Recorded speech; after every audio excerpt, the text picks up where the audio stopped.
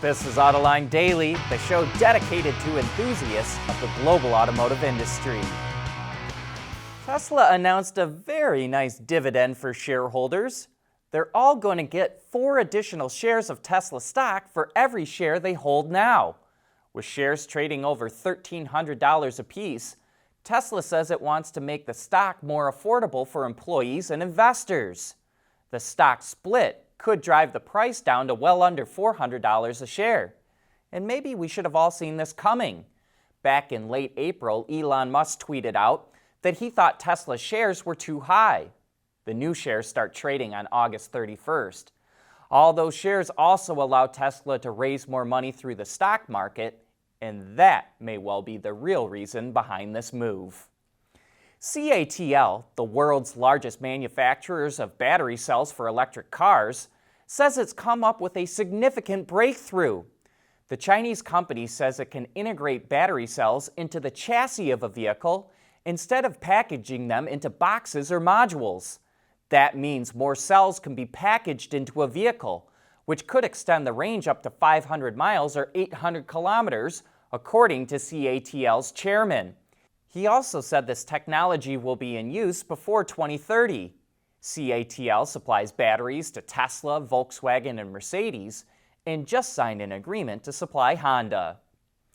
Maybe the U.S. government is not going to help out the auto industry during the COVID pandemic, but the Federal Reserve is sure helping out. Bloomberg reports the Fed bought another $224 million worth of bonds from U.S. finance arms of Daimler, Volkswagen, Toyota, and Ford. The Fed is allowed to buy bonds from companies that mostly employ Americans. Automakers use their finance subsidiaries to lend money to dealers so they can buy cars from the factories. And then they lend money to consumers so they can buy those cars from dealers. In the biz, those captive finance arms are referred to as FinCos, and they represent a great source of profits for the automakers who have them. Engineer from anywhere. Perform tests from your office, lab, or living room. OTA, connected car, diagnostics, remote testing, we have you covered. Our hardware and software is trusted all over the world. Global company headquartered in Troy, Michigan. Intrepid Control Systems. The world is changing at an ever-increasing pace. No matter what the mode of transportation, there is always the need for an efficient propulsion system. And that's exactly what BorgWarner has been doing since the earliest days of the automotive industry.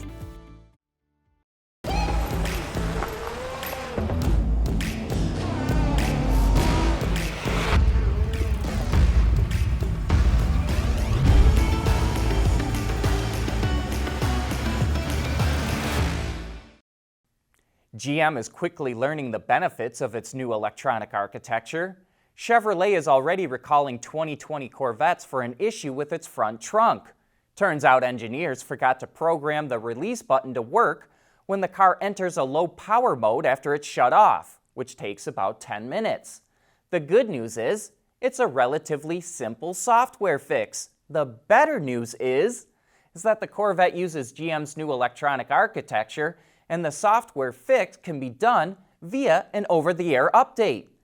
Obviously, Tesla owners have been benefiting from such fixes and updates for a long time, but we think this is probably the very first OTA update to fix a problem that GM has ever done, and maybe that any automaker not named Tesla has ever done.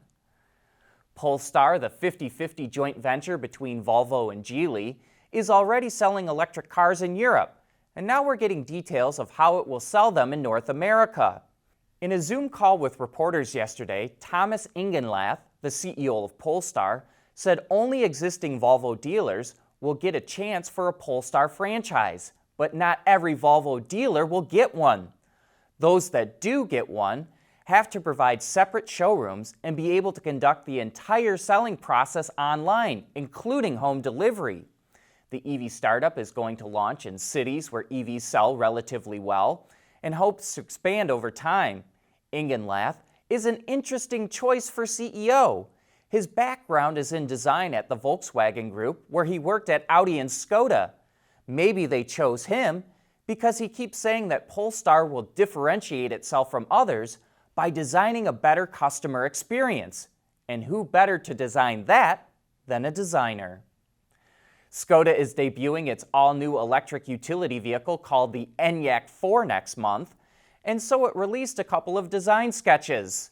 Since Skoda is part of the VW group, the ENYAQ 4 will ride on VW's MEB platform and is a cousin to the ID4. But it looks like the ENYAQ 4 will have a more aggressive design than the ID4. While the overall shape is the same, hard angles in the front fascia and lighting give it that meaner look.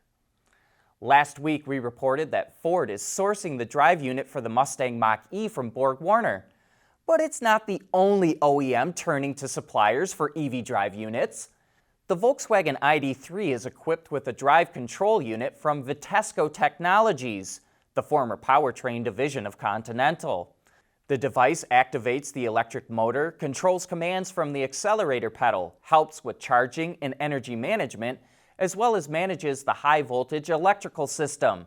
In addition to that, it's an interface between the other control units in the vehicle, and its software can be updated at any time.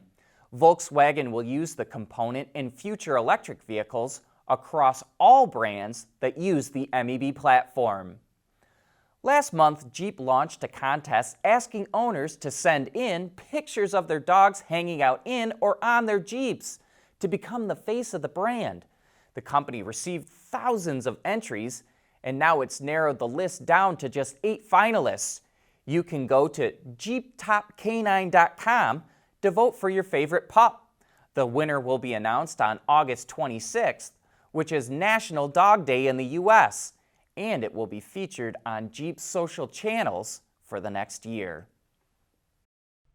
Autoline Daily is brought to you by Bridgestone Tires, your journey, our passion. Intrepid Control Systems, over-the-air engineering, boost your game. And by BorgWarner, propulsion solutions that support a clean, energy-efficient world.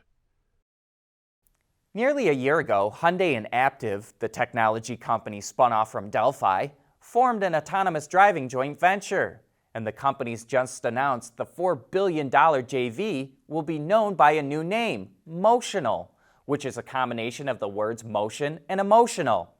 Motional is based in Boston, but it also just opened an office and testing site in Seoul, South Korea. It will focus on selling its software to autonomous taxi fleets because it says that's where the biggest opportunity is. Bentley made some mild changes to the Bentayga. Dark tinted headlights, body color side skirts, and unique front and rear bumpers are just a few.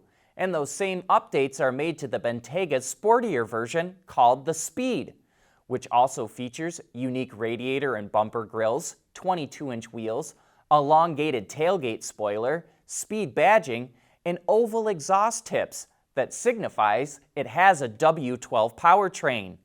That setup delivers over 625 horsepower from a 6-liter twin-turbo 12-cylinder engine and helps the Bentayga Speed hit 100 kilometers an hour in under 4 seconds. The interior of the Bentayga Speed also matches that sporting character with unique materials, material designs, and stitching. Bentley says the Bentayga family will be complete when it soon launches the Bentayga Hybrid. But it's going to be a while before we see a fully electric Bentley. The company says it will have a hybrid option for all of its models by 2023, which still seems like a long time off, but it won't be until 2026 until we see a Bentley EV. It's currently working on a fully integrated e-axle with a number of companies that combines the electric motor, power electronics, and transmission into one unit. They claim it is free from rare earth magnets and copper windings, and performance exceeded the latest permanent magnet motors. It sounds like one of the biggest challenges for Bentley is integrating the e-axle into vehicle platforms and its assembly process. In the good old days, aftermarket companies could make almost any kind of alteration to a car and never had to worry about the impact on emissions or safety. Well, the good old days are gone forever. Today, any aftermarket company that ignores those regulations faces fines and lawsuits. That's why we'll be looking at the proper way to adjust ADAS sensors after a vehicle has been modified. And we've got several experts from SEMA who will fill us in on the details. Todd Lassa from Motor Trend will also be joining us, and that's tomorrow on Autoline After Hours. But that brings us to the end of today's show. Thank you for watching.